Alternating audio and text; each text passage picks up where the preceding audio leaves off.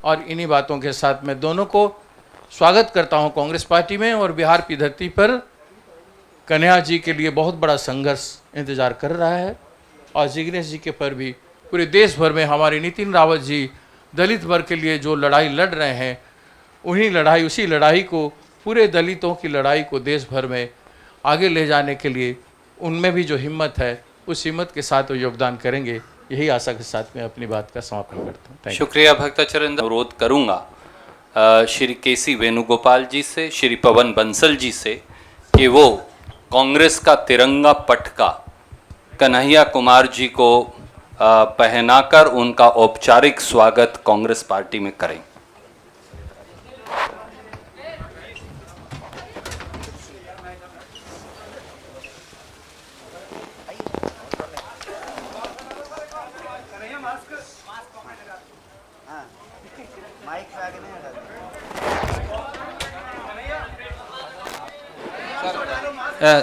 Sir एक second, let me announce that also. Bansal साहब और कन्हैया जी का स्वागत करेंगे।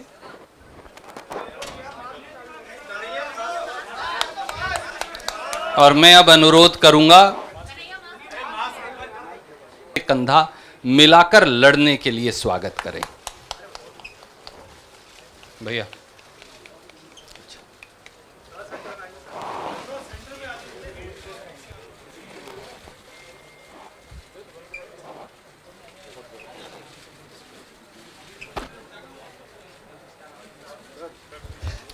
बहुत शुक्रिया। और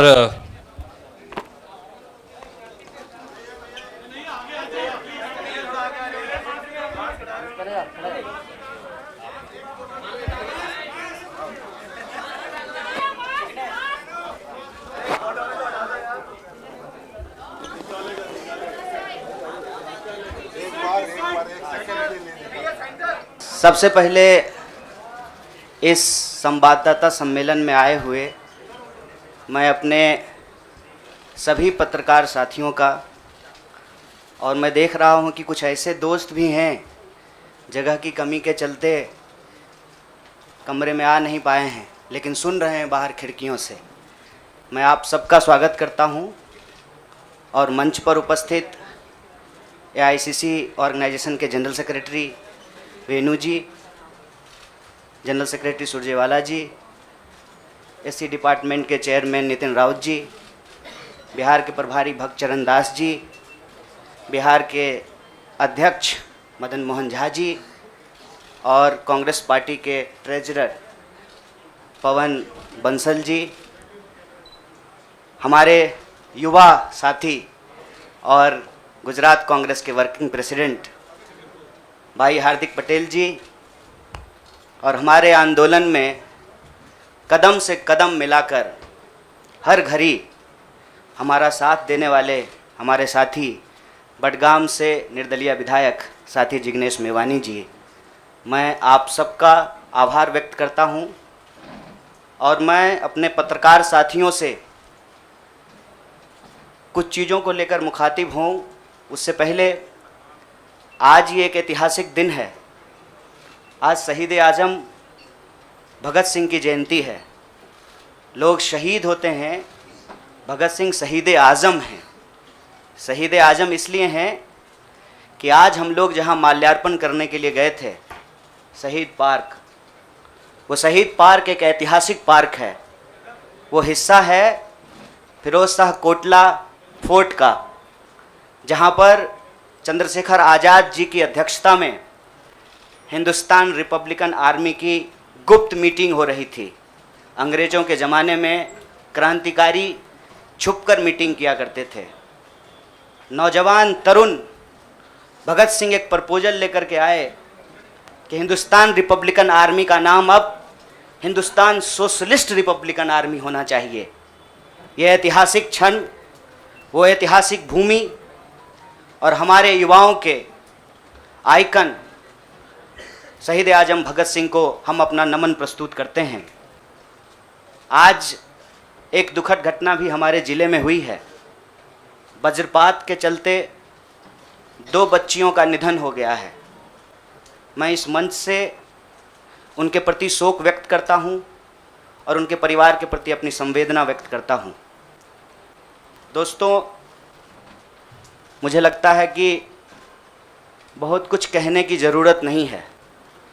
आजकल सूचना क्रांति के इस दौर में हमसे ज़्यादा मालूम हमारे पत्रकार साथियों को होता है। तो बेहतर ये होगा कि आप सवाल पूछें, मैं आपका जवाब दूं। लेकिन आप सवाल कहाँ से पूछेंगे और आपके मन में कौन से सवाल चल रहे हैं, इसका थोड़ा सा अंदेशा है, मुझे थोड़ा अंदाज़ा भी है। सबसे पहले मैं आपको बधाई देना चाहता हूँ कि आपने पत्रकारिता की उस मिसाल को जिंदा रखा है कि कम से कम विपक्ष से तो सवाल करते हैं ना, ताकि इस देश को याद रहे कि पत्रकारों का काम है सवाल पूछना। तो मैं आपके हर सवाल का जवाब दूंगा। जितना सवाल आप पूछना चाहते हैं पूछिएगा, बारी बारी से पूछिएगा, सारे सवालों का जवाब दूंगा। बस एक सवाल का जवाब जो मुझे लगता है कि आप सबके मन में होगा कि आप कांग्रेस पार्टी क्यों ज्वाइन किए हैं, उस सवाल का जवाब दे करके मैं हमारे जो अध्यक्ष हैं उनकी तरफ मुखातिब होऊंगा, माइक उनको समर्पित करूंगा।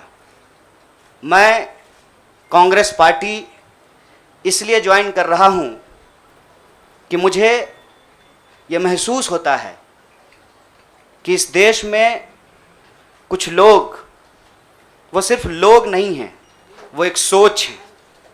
वो इस देश की सत्ता पे ना सिर्फ काबिज हुए हैं, इस देश की चिंतन परंपरा, संस्कृति, इसका मूल्य, इसका इतिहास, इसका वर्तमान और इसका भविष्य खराब करने की कोशिश कर रहे हैं। वो जो सोच है, उस सोच के बारे में आप अपने आप समझ जाएंगे, क्योंकि कहीं मैंने पढ़ा था कि आप अपने दुश्मन का चुनाव कीजिए, अपने विपक्ष का चुनाव कीजिए, दोस्त अपने आप बन जाएंगे। तो हमने ये चुनाव किया है। हम इस देश की सबसे पुरानी पार्टी, सबसे लोकतांत्रिक पार्टी, मैं जोर दे करके बोल रहा हूं लोकतांत्रिक पार्टी, ताकि आप लोग परिवारवाद पे सवाल जरूर कीजिएगा।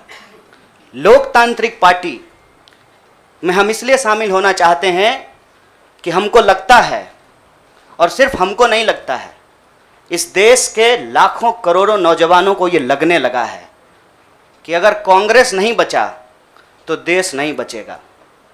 और ये बात मैं आपको स्पष्ट कर देता हूं, देश में प्रधानमंत्री अब भी हैं, देश में प्रधानमंत्री इससे पहले भी थे, देश में आगे भी प्रधानमंत्री होते रहेंगे। लेकिन आज जब हम लोग श्री राहुल गांधी जी के उपस्थिति में फॉर्मली कांग्रेस पार्टी का फॉर्म भर रहे थे, तो साथी जिग्नेश ने संविधान की कॉपी दी और हमने उनको भगत सिंह, गांधी और अंबेडकर की तस्वीर प्रस्तुत किया, क्योंकि हमारा ये मानना है कि आज इस देश को भगत सिंह की वीरता की जरूरत है, भगत सिंह के साहस की जरूरत है। आज इस देश को अंबेडकर की समानता की जरूरत है, और आज इस देश को गांधी की एकता की जरूरत है। गांधी जब कहते हैं रघुपति राघव राजा राम, पतित पावन सीताराम, ईश्वर अल्लाह तेरो नाम, सबको सन्मति दे भगवान, ये गांधी की एकता है। जब अंबेडकर कहते हैं कि किसी भी समाज का मूल्यांकन वहां महिलाओं की क्या स्थिति है इस बात से होगा, तब वो समानता की वकालत कर रहे होते हैं। मैं नहीं मानता हूं कि डॉक्टर बाबा साहब भीमराव अंबेडकर किसी एक समुदाय के नेता थे। कांग्रेस पार्टी ने, संविधान सभा ने डॉक्टर बाबा साहब भीमराव अंबेडकर को संविधान बनाने की जिम्मेवारी दी, और उस संविधान के प्रियम्बल में यह लिखा है, हम भारत के लोग भारत को एक प्रभुत्व संपन्न समाजवादी धर्मनिरपेक्ष लोकतांत्रिक गणराज्य बनाने के लिए, इसमें समानता, न्याय के मूल्य निहित हैं। और जब भगत सिंह कहते हैं कि आप व्यक्ति को कुचल सकते हैं, विचारों को नहीं, आप बम और पिस्तौल से कभी इनकलाब नहीं ला सकते हैं, उस साहस की जरूरत है हमको। मुझे नहीं लगता है, मेरे बहुत सारे राजनीतिक दोस्तों को यह लगता है। मुझे लगता है कि यह देश 47 से पहले वाली स्थिति में चली गई है, लेकिन जिनको लड़ना है उनके पॉलिटिकल इमेजिनेशन में आज भी हर कोई अपना अपना शोरूम बचाने के चक्कर में है। रे भाई, मॉल में आग लग गया है, दुकान बचाओगे? बस्ती में जब आग लग जाती है ना, बेडरूम की चिंता नहीं करनी चाहिए।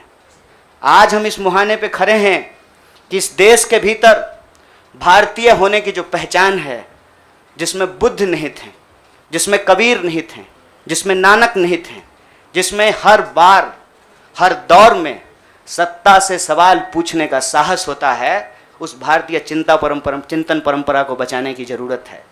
इसीलिए हम कांग्रेस पार्टी में शामिल हुए हैं कि कांग्रेस पार्टी वो पार्टी है जो गांधी की विरासत को लेकर के आगे चलेगा।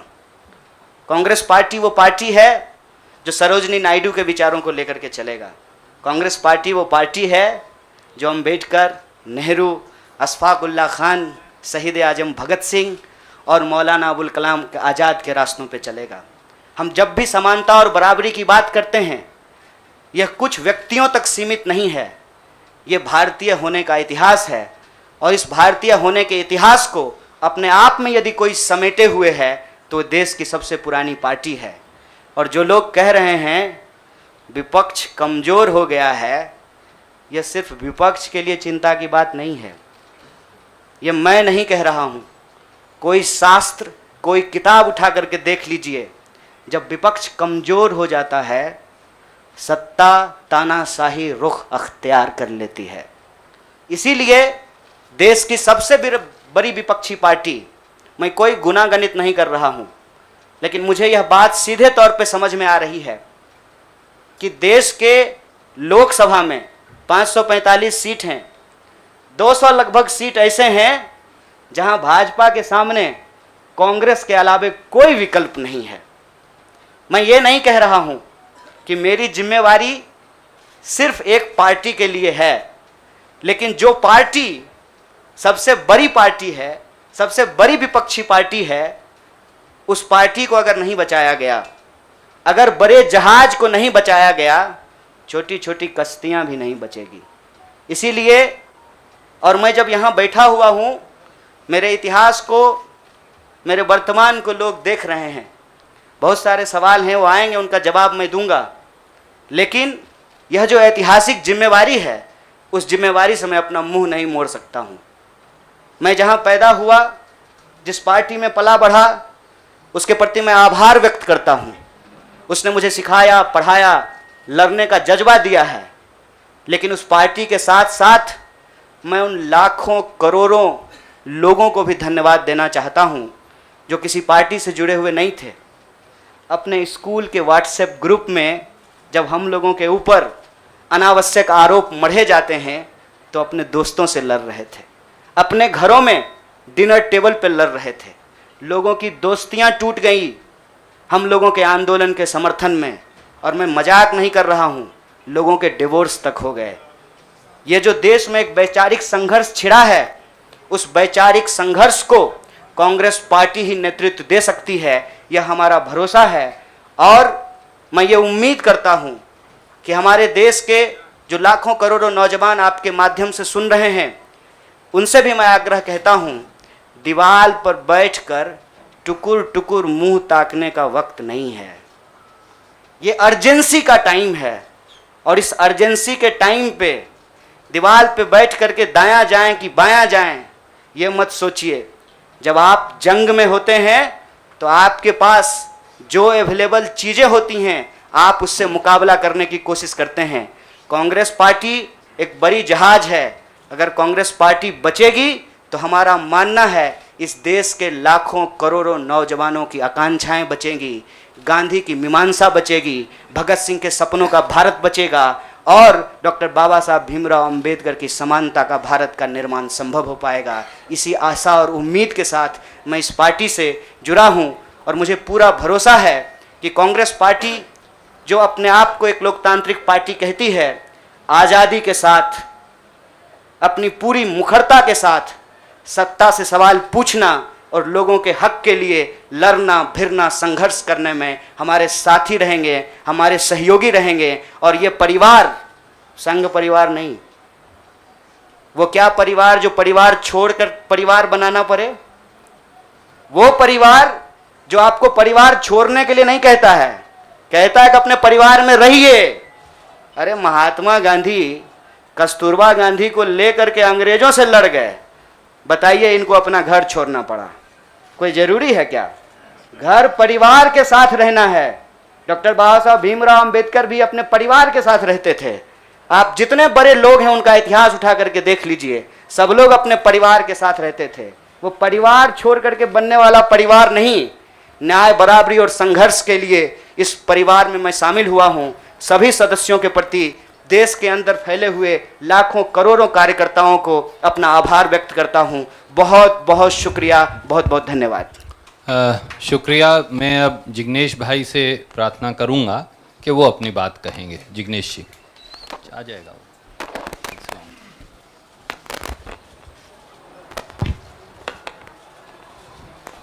धन्यवाद। सबसे पहले तो केसी वेणुगोपाल साहब, सुरजेवाला जी, नितिन राउत साहब, पवन बंसल जी, भक्तचरण दास जी, साथ ही हार्दिक कन्हैया और दूसरे पार्टी के मंच पर विराजमान सभी सीनियर लीडर्स, आप तमाम पत्रकार साथी और वो तमाम साथी जो हमको आज मिलने के लिए हमारे समर्थन में आए हैं, गुजरात के विभिन्न कोनों से और पूरे देश भर में से, उन सभी का मैं स्वागत करता हूं। साथियों, जो कहानी गुजरात से शुरू हुई, उस कहानी ने पिछले 6-7 साल में इस मुल्क में क्या उत्पात मचाया है, वो अब आपके हमारे सबके सामने है। एज अ नेशन, एक राष्ट्र के तौर पर हम एक अनप्रेसिडेंटेड, अभूतपूर्व क्राइसिस से गुजर रहे हैं। ऐसा संकट इस मुल्क ने पहले कभी नहीं देखा। हमारे संविधान पर हमला है, दिल्ली की सड़कों पर संविधान की कॉपी को जलाया जाता है, हमारे आइडिया ऑफ इंडिया पर हमला है, हमारे देश के लोकतंत्र के ऊपर हमला है। आज भाई भाई एक दूसरे का दुश्मन बन जाए, उतना जहर, नफरत एक सोची समझी साजिश के तहत दिल्ली और नागपुर साथ में मिलकर फैला रहे हैं। इस परिस्थिति में एक पॉलिटिशियन के तौर पे नहीं, बतौर एक भारतीय नागरिक, मैं अपने आप को ये जब सवाल पूछता हूं कि मेरा फंडामेंटल फॉरमोस्ट रिस्पॉन्सिबिलिटी, ड्यूटी क्या होना चाहिए, तो अंदर से जवाब यही आता है, कुछ भी करके इस मुल्क के संविधान, लोकतंत्र और आइडिया ऑफ इंडिया को बचाना चाहिए। और यदि उसको बचाना है तो मुझे उनके साथ खड़े रहना है जिसने स्वतंत्रता के आंदोलन में न केवल कंट्रीब्यूट किया है, उसको लीड किया है, अंग्रेजों को यहां से खदेड़ कर दिखाया है। और इसीलिए आज मैं इंडियन नेशनल कांग्रेस की इस मंच पर आपके साथ खड़ा हूं। एक टेक्निकल कारण के चलते मैं फॉर्मली पार्टी इसलिए ज्वाइन नहीं कर सकता क्योंकि मैं एक निर्दलीय विधायक हूं। If I join a party, I may not continue as an MLA। मेरी पार्टी के सीनियर लीडर से बात हुई, मेरे मतक्षेत्र के साथियों से बात हुई, अपने आप से बात हुई, राहुल जी से बात हुई, तो मुझे लगा कि मैं इस विचार के साथ हूं ना, ये सबसे प्रमुख बात है। मैं इस मुहिम, मिशन और इस संघर्ष के साथ हूं, ये सबसे महत्वपूर्ण बात है। बाकी की फॉर्मेलिटी तो आने वाले महीनों में भी हो जाएगी। और राहुल जी ने भी कहा कि वो जो पर्चा भर के सदस्य लेने की बात है वो तो कल भी कर लेना, अभी अपने मत क्षेत्र के लोगों के साथ खड़े रहो। तो मैं फॉर्मली नहीं लेकिन इस विचार के साथ आज जुड़ चुका हूं और 22 का चुनाव में कांग्रेस के सिंबल से ही लड़ूंगा, उसके सारे कैंपेन्स का हिस्सा रहूंगा। और गुजरात के संदर्भ में आज साथी हार्दिक हमारे बीच में मौजूद है, तब कहना चाहता हूं कि आज राष्ट्रीय स्तर पे जो हो रहा है वो सब कुछ हम लोग गुजरात में देख चुके हैं, झेल चुके हैं। आप सभी पत्रकार साथियों के बीच में बड़ी चिंता के साथ ये कहना चाहता हूं, हमारी पार्टी ने इस मुद्दे को उठाया है कि 3000 किलो का ड्रग्स 15-20 लाख बेरोजगार युवा को नशे की चुंगाल में फंसाने के लिए अदानी के एयरपोर्ट पर उतर रहा है।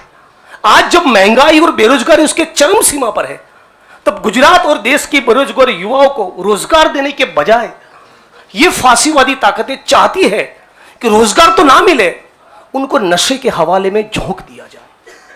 तो इन सारी परिस्थितियों में यदि बाबा साहब अंबेडकर के संविधान को बचाना है, हमारे आइडिया ऑफ इंडिया को बचाना है, भगत सिंह को जब मुकदमे की कार्यवाही के दौरान पूछा गया कि क्रांति क्या है, तब शहीद आजम ने कहा था कि क्रांति से हमारा मतलब है किसानों और मजदूरों के हाथ में सत्ता। माननीय प्रधानमंत्री जब अमेरिका से वापस आते हैं तो भाई विस्टा का काम ठीक ठाक चल रहा है ना, नई पार्लियामेंट का, वो देखने के लिए जाते हैं, किसान को मिलने के लिए नहीं जाते। तो किसान हो, मजदूर हो, दलित हो, आदिवासी हो, महिलाएं हो, सबके ऊपर एक जो अनप्रेसिडेंटेड हमला है, इसको रोकने के लिए मैं भारत की जनता को, भारत के 21 करोड़ दलितों को और सारे लाखों करोड़ों युवाओं को अपील करता हूं, सेंस ऑफ अर्जेंसी के साथ, अभी वक्त नहीं है, कूद पड़िए, एक नया आंदोलन छिड़ने वाला है। स्वतंत्रता के आंदोलन की जो रौनक थी, वो जो चार्म था, वो जो माहौल था, हमको वो क्रिएट करना पड़ेगा। यहां पर तमाम वो लोग जो सचमुच मानते कि देश को बचाना है, उन सभी को हम अपील करते हैं कि इस प्लेटफॉर्म के साथ जुड़िए। ये एक मिशन है और इसको मिशन की तरह लीजिए। और मुझे पूरी उम्मीद है, जैसे कि साथी कन्हैया ने बचाया, कि डेमोक्रेसी के हमारे इस मुल्क में बहुत डीप रूट्स है, पार्टी के भी डीप रूट्स है। तो साथ में मिलकर हम लोग लड़ेंगे, संघर्ष करेंगे और इस मुल्क को बचा पाएंगे। आप तमाम साथियों का मैं दोबारा स्वागत करता हूं और दोबारा इस प्लेटफॉर्म के माध्यम से पूरे देश की जनता को अपील करता हूं, सेंस ऑफ अर्जेंसी के साथ तुरंत जुड़िए। एक बहुत जबरदस्त माहौल हम लोगों को खड़ा करना चाहिए। मैं साथी हार्दिक, कन्हैया और दूसरे यंगस्टर्स के साथ पूरे देश में हम लोग जाएंगे और हजारों लाखों युवा इस प्लेटफॉर्म में जुड़े, आईएनसी के साथ जुड़े, कांग्रेस पक्ष के साथ जुड़े, इसके लिए लग जाएंगे। आप तमाम साथियों का शुक्रिया। अभी आप, एक मेरे मित्र ने कुछ बात कही थी, मैंने सोचा मेरी तो मानते नहीं, शायद छोटे की मान लें। All right, then we will go to somebody who, yes ma'am, we'll begin with you. मेरा सवाल कन्हैया आपसे है। आपने कहा कि आप कांग्रेस पार्टी इसलिए ज्वाइन कर रहे हैं क्योंकि कहीं ना कहीं आपको लगता है कि कांग्रेस खतरे में है, कांग्रेस को बचाना जरूरी है। जैसे आपने कहा कि कांग्रेस बड़ा शिप है और अगर छोटे शिप, अगर ये डूब गया तो बाकी भी डूब जाएंगे। तो आपको लग रहा है you have come here as a saviour to Congress. Madam ji बुरा मत मानिएगा, लगता है कि सवाल आप पहले ही सोच लिए थे। मैंने ये नहीं कहा था कि कांग्रेस खतरे में है, हमने कहा देश खतरे में है, लोकतंत्र खतरे में है, आइडिया ऑफ इंडिया खतरे में है। आपने वो वीडियो देखा क्या, लाश के ऊपर डांस देखा ना, दिल पसीज गया होगा आपका। आपको नहीं लगा कि मैं इसके लिए कुछ कर पाऊँ, कुछ भी कर जाऊँ जो मैं कर सकती हूँ। आप जब सुनती होंगी कि बलात्कार हो गया है किसी महिला के साथ, आपका गुस्से से जो है ना पूरा शरीर कांप जाता होगा। देश खतरे में है। पार्टियां तो बनती रहेंगी, पार्टियों की कोई कमी है क्या? हर शाम पार्टी होती है इस देश में। पार्टी नहीं बचाना है, देश बचाना है। और देश बचाने की मुहिम में जो पार्टी रहेगी वो पार्टी भी बचेगी। और मुझे इस बात को कहने में कोई दो राय नहीं है। मैंने जितना इतिहास पढ़ा है अभी तक का, एनसीईआरटी में जो लिखा हुआ है, अब अगले बार 2024 में क्या लिखा जाएगा नहीं पता। उसमें तो यही है कि देश को आज़ादी जो है वो महात्मा गांधी ने, सुभाष चंद्र बोस ने, सरदार वल्लभ भाई पटेल ने, क्या भाई हार्दिक, इन लोगों ने ही दिलाया ना। यही लोग लड़े थे। जो माफ़ी मांगे वो वीर हो गए। आप सोचिएगा इसको। जो गोडसे को भगवान मानते हैं वो भाषण दे रहे हैं अमेरिका में जाकर के गांधी के ऊपर। हमारे गांव में एक गाना आता था, गांधी जी के भजन करे गांधी के हत्यारा। कितना अजीब लगता होगा आपको। देखिएगा वो फोटो जब हमारे देश के प्रधानमंत्री गांधी पे माल्यार्पण करते हैं। जीवन भर शाखाओं में कसम लिए होंगे कि गोडसे के सपनों का देश बनाएंगे और गांधी पे माला चढ़ा रहे हैं। See, I am not here to save the party, please, I am respecting you as a citizen, you can respect my right. देश खतरे में है और ये सिर्फ मैं नहीं कह रहा हूं, ये मुझे लगता है आप भी सोचते होंगे। समझ रहे हैं, अंग्रेजी का वो फ्रेज है dancing on dead, dead body पे कोई नाच रहा है। उस दिन खाना तो नहीं खाया गया। आप सोच के देखिए, आप इस पे विचार करके देखिए। मेरे गांव में अगर किसी की मौत हो जाए तो पूरे गांव में खाना नहीं बनेगा। हजारों लोग मर गए, देखे 71 वर्ष की उम्र में प्रधानमंत्री के लिए सोहर गाया गया। नया बच्चा जब पैदा होता है ना तो पूर्वांचल में सोहर गाते हैं लोग। प्रधानमंत्री बूढ़े हो गए हैं, उनके लिए सोहर गाया जा रहा है। तब जब अभी तुरंत लाखों लोगों की जान चली गई, ऑक्सीजन नहीं मिल रहा था, अस्पताल में बेड नहीं मिल रहे थे। आप में से कोई भी ऐसा इंसान है जिसके कोई जानने वाले नहीं मरे हो इसमें, इस क्राइसिस में? इतना बड़ा क्राइसिस जिसके देश में हुआ हो अभी तुरंत, वो अपने जन्मदिन का जश्न मनाएगा? ये भोंडापन है। इस संस्कृति को बचाने की जरूरत है और इस संस्कृति को बचाने के लिए मुझे लगता है कि कांग्रेस पार्टी में क्षमता मौजूद है। लोगों को यह बात पसंद हो या ना पसंद हो, हकीकत यह है कि पार्लियामेंट में सबसे बड़ी पार्टी कांग्रेस पार्टी है। इसीलिए इस पार्टी को यह जिम्मेवारी लेनी पड़ेगी और उस जिम्मेवारी को संभालने के लिए मैं यहां आया हूं।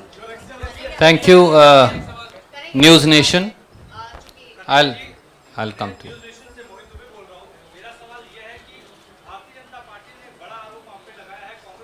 जनता पार्टी का आरोप को कौन पूछता है? आपका कोई आरोप है मेरे ऊपर? भारतीय जनता पार्टी को मैं सीरियसली नहीं लेता हूं। आपका कोई आरोप है? आप सवाल पूछिए। साहब, जो साथी पीछे खड़े हैं, थोड़ा आप शांति का दान दीजिए प्लीज। अरे भैया प्लीज, दुबे जी आप पूछिए please, ask your question quickly.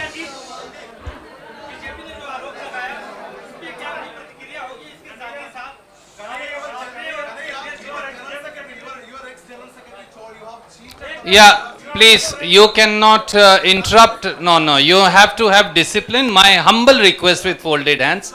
There is no, but Yes, I am not Prime Minister. I will take your question. no, Don't but worry. democracy means that you should not supersede somebody who's asking question. That's what democracy is. Dubey भाई, आपका सवाल है, news nation से हैं।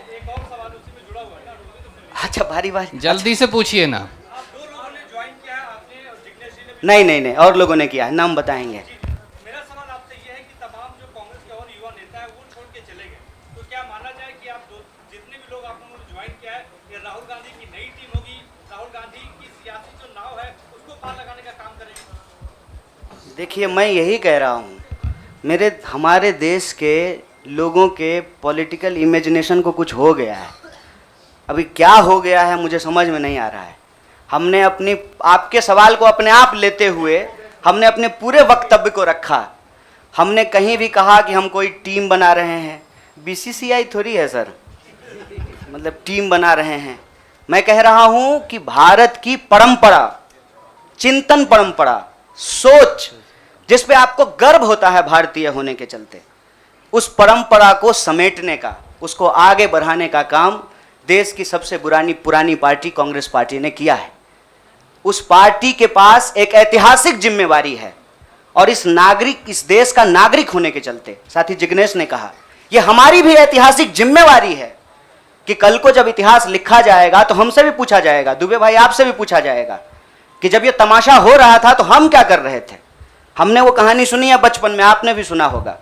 जंगल में आग लगी, एक कोयल अपने चोंच में पानी भर करके जंगल की आग बुझाने की कोशिश कर रही थी। जंगल की आग नहीं बुझी, या बुझनी होगी बुझ जाएगी। कम से कम कोयल का वह ऐतिहासिक प्रयास जो है वो इतिहास याद रखेगा। और ये जो आप कह रहे हैं ना, डूबती हुई नाव, देखिए कभी कभी ना इंसान को भ्रम होता है, जैसे टिड्डे को भ्रम होता है कि वो अपने पांव से आसमान टिका रखा है। हमको ऐसा कोई भ्रम नहीं है। मेरे अकेले से कुछ नहीं होगा। जब आप जुड़ेंगे, हम जुड़ेंगे, इस देश के संविधान में, आइडिया ऑफ इंडिया में भरोसा करने वाले लोग जो हैं, जिसको हम कहते हैं गांधी के सपनों का भारत, जिसको हम कहते हैं भगत सिंह के सपनों का भारत, जिसको हम कहते हैं डॉक्टर बाबा साहब भीमराव अंबेडकर के सपनों का भारत, जिसको हम कहते हैं बिरसा मुंडा के सपनों का भारत, सावित्रीबाई फूले के सपनों का भारत, श्री कृष्ण सिंह के सपनों का भारत, जगजीवन राम के सपनों का भारत, मौलाना अबुल कलाम आजाद के सपनों का भारत, उस भारत को बचाने की बात मैं कर रहा हूं। और सियासत, मैं बार बार कहता हूं, अगर सियासत सही होगी तो गलत लोग जो सत्ता पे काबिज हैं ना, मुझे भारत के लोगों पे बहुत भरोसा है। अरे हैं हम लोग थोड़ा सा आलसी, लेकिन जब आ गए ना अपने पे, 200 साल अंग्रेजों ने राज किया था, जब से भारत के लोग अपने पे आ गए ना, तो 1942 में भारत छोड़ो आंदोलन का जब नारा महात्मा गांधी ने दिया था तो अंग्रेजों को भारत छोड़ करके जाना पड़ा था। और उस वक्त जो लोग अंग्रेज से पेंशन ले रहे थे, माफ़ी मांग रहे थे, वो आज एनसीईआरटी की किताब बदल रहे हैं कि अपना नाम भी हम वीरों में लिखवा लें। इसीलिए मैं कह रहा हूं कि उस इतिहास को, उस चिंतन परंपरा को बचाने की जरूरत है। पार्टी अगर उस सिद्धांत पे चलेगी, संविधान के प्रियम्बल को रक्षा करने की कोशिश करेगी, पार्टी भी बचेगी और पार्टी सत्ता में भी आएगी। ऐसा मेरा उम्मीद है, ऐसे मेरी आशा है। Jainendra from ABP, can you please come forward and ask. हाँ, पूछिए जरा। एक सवाल पूछिए। हम एक आग्रह करें, आप लोग ना लड़ाई नहीं लगवाइए हमारे दोस्त के बीच में। भोरे से जो है ट्विटर पे आप लोग क्या क्या चला दिए हैं, और लोग हमको पूछ रहा है कि जिग्नेश का नाम काहे नहीं ट्रेंड कर रहा है। मैं आपसे आग्रह कर रहा हूँ, हम ना अलग अलग लोग नहीं हैं, यह मंच आपस में बटा हुआ नहीं है। तो सवाल जो है सारा तोप का गोला जो है हमारे तरफ ही नहीं हो, मंच के तरफ मुखातिब हो, मैं भी जवाब दे दूंगा। Yes, Jainendra ji please ask your question.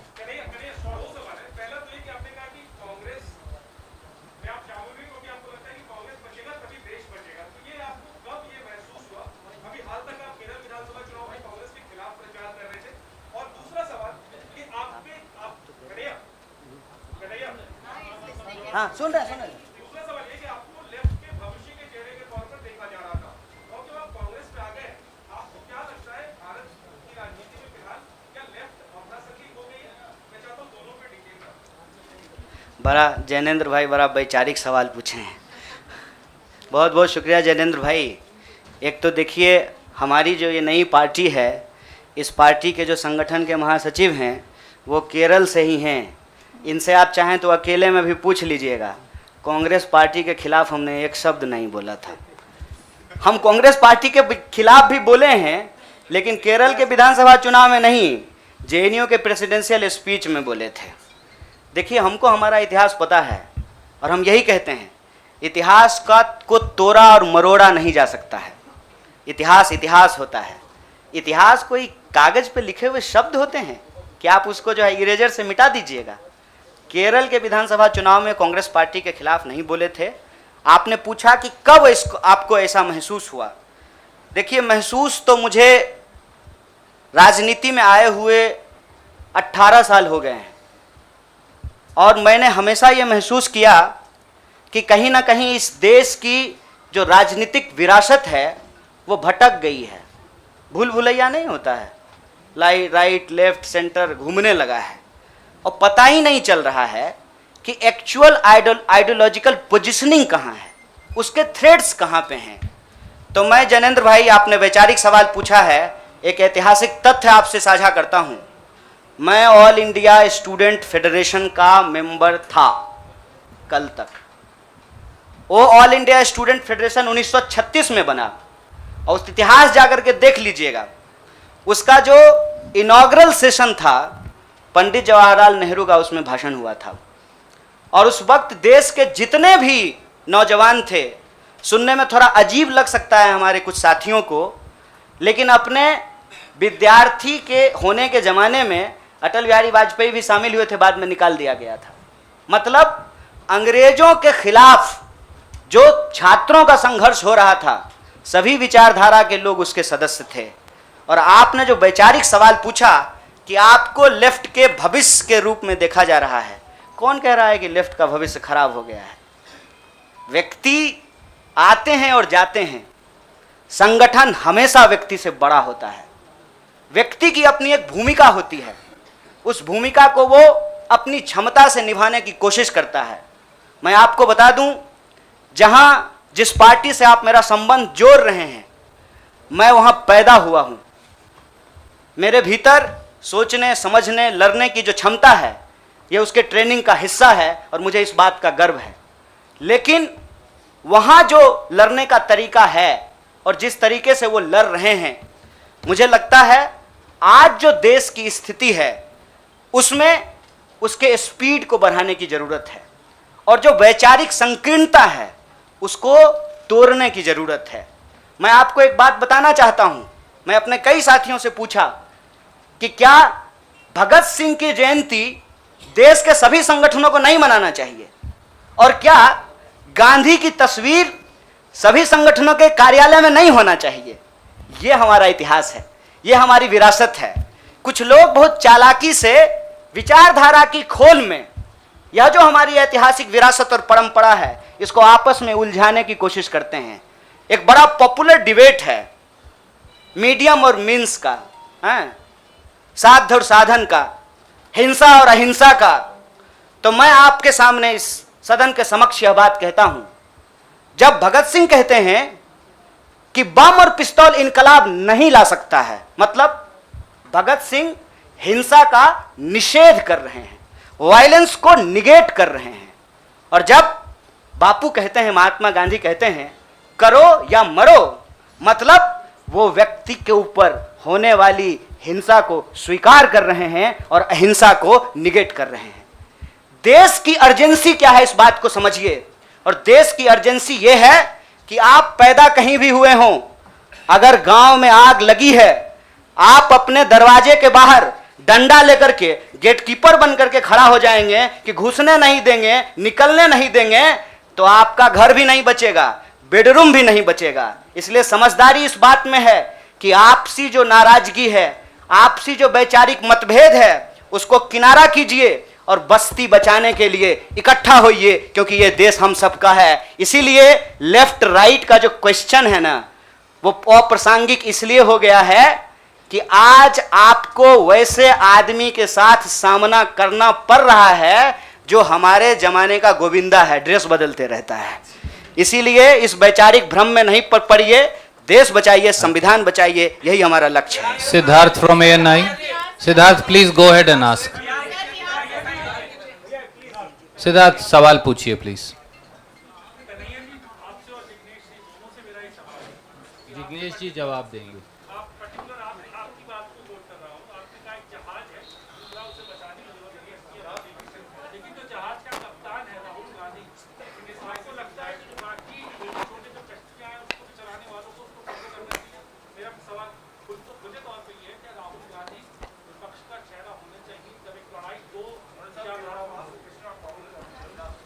विपक्ष का चेहरा तो मीडिया भी होना चाहिए। विपक्ष का चेहरा वो तमाम लोग होना चाहिए जो आइडिया ऑफ इंडिया और इंडियन कॉन्स्टिट्यूशन में बिलीव करता है, उसको प्रोटेक्ट करना चाहते हैं। पीरियड।